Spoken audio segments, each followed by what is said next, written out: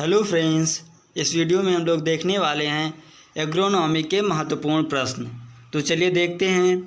पहला प्रश्न है, माइकोराइजा सहजीवी संबंध स्थापित करता है।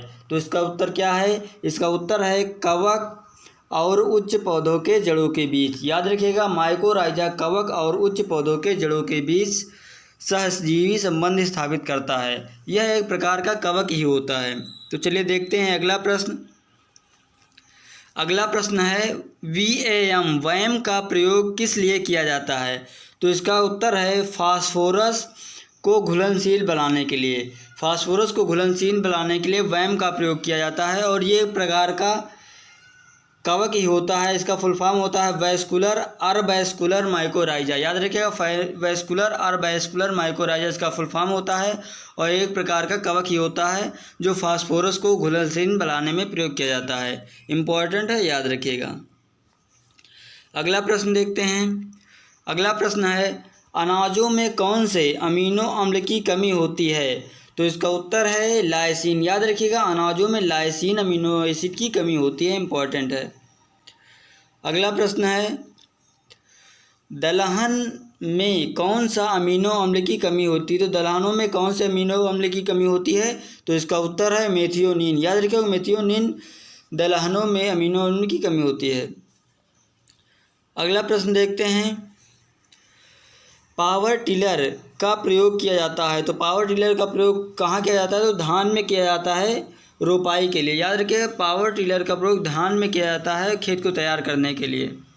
इम्पॉर्टेंट है, याद रखिएगा, खेत को तैयार करने के लिए धान में पावर टिलर का प्रयोग किया जाता है। अगला प्रश्न है, TZ टेस्ट किया जाता है। तो इसका उत्तर है बीज की जीवन क्षमता ज्ञात करने के लिए। याद रखिएगा, TZ टेस्ट बीज की जीवन क्षमता ज्ञात करने के लिए किया जाता है और इसका जो केमिकल नेम होता है वो होता है 2,3,5 ट्राइफिनाइल टेट्राजोलियम क्लोराइड। लिख लीजिएगा, 2,3 लिख देते हैं, 2,3,5 ट्राइफिनाइल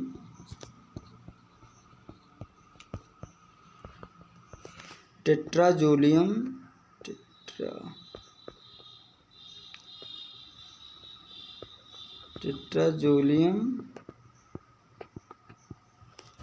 क्लोराइड। तो याद रखिएगा, ये TZ टेस्ट का केमिकल नेम होता है। और याद रखिएगा, जो TZ टेस्ट होता है ये गुलाबी रंग देता है। याद रखिएगा, TZ टेस्ट गुलाबी रंग देता है, गुलाबी रेडिश कलर में। तो चलिए देखते हैं अगला प्रश्न। GOT ग्रो आउट टेस्ट किया जाता है। तो ये कहाँ किया जाता है? ये किया जाता है आनुवांशिक शुद्धता ज्ञात करने में। याद रखिएगा, जो सीड की आनुवांशिक शुद्धता होती है उसको ज्ञात करने में GOT ग्रो आउट टेस्ट किया जाता है। इम्पोर्टेंट है, याद रखिएगा। अगला प्रश्न है, धान में पडलिंग की सर्वोत्तम गहराई क्या है? तो धान में जो पडलिंग की सर्वोत्तम गहराई होती है वो 5 सेंटीमीटर होती है। याद रखिए, धान में पडलिंग की सर्वोत्तम गहराई 5 सेंटीमीटर होती है। तो पडलिंग से याद रखिएगा, पडलिंग होता है धान के खेत में जल रिसाव को रोकना। हमारे एक वीडियो में मिस्टेक हो गया था, उसको सुधार लीजिएगा। जो पडलिंग होता है वो धान के खेत में जो जल रिसाव होता है उसको रोकने की क्रिया को पडलिंग कहते हैं। और जो एक मल्चिंग होता है, मल्चिंग कहते हैं मृदा में नमी को संरक्षित करने की क्रिया को मल्चिंग कहा जाता है। दोनों अलग है, मल्चिंग नमी को संरक्षित करना, पडलिंग जल रिसाव को रोकना। इसमें खेत में पानी भरकर कल्टीवेटर या हल से जुताई की जाती है और जिससे रोपाई में मदद भी मिलती है पडलिंग में। अगला प्रश्न देखते हैं,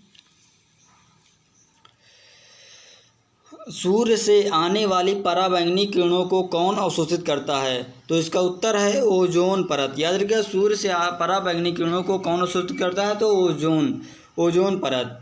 याद रखिएगा, ओजोन परत संरक्षण दिवस कब मनाया जाता है? तो ओजोन परत संरक्षण दिवस मनाया जाता है 16 सितंबर को। याद रखिएगा, 16 सितंबर को ओजोन परत संरक्षण दिवस मनाया जाता है। इम्पॉर्टेंट है, याद रखिएगा, 16 सितंबर को ओजोन परत संरक्षण दिवस मनाया जाता है। अगला देखते हैं, IARI में भारत के पहले निर्देशक कौन थे? तो IARI में भारत के पहले निर्देशक कौन थे? तो इसका उत्तर है doctor B Vishwanath. Doctor B Vishwanath ji IARI में पहले निर्देशक थे। IARI का पूरा नाम है इंडियन एग्रीकल्चरल रिसर्च इंस्टीट्यूट, जिसकी स्थापना पूसा बिहार में हुई थी 1905 में। याद रखिएगा, इम्पॉर्टेंट है। और इस समय प्रेजेंट में इसका हेडक्वार्टर पूसा न्यू दिल्ली में है। याद रखिएगा, इम्पॉर्टेंट है। गेहूं में सिंचाई की क्रांतिक अवस्था है, तो याद रखिए गेहूं में सिंचाई की क्रांतिक अवस्था है CRI स्टेज या क्राउन रूट इनिशिएशन स्टेज। ये स्टेज कब आती है? तो ये स्टेज 21 दिन के बाद आती है। बुआई की स्टेज 21 दिन के बाद आती है। इम्पोर्टेंट है।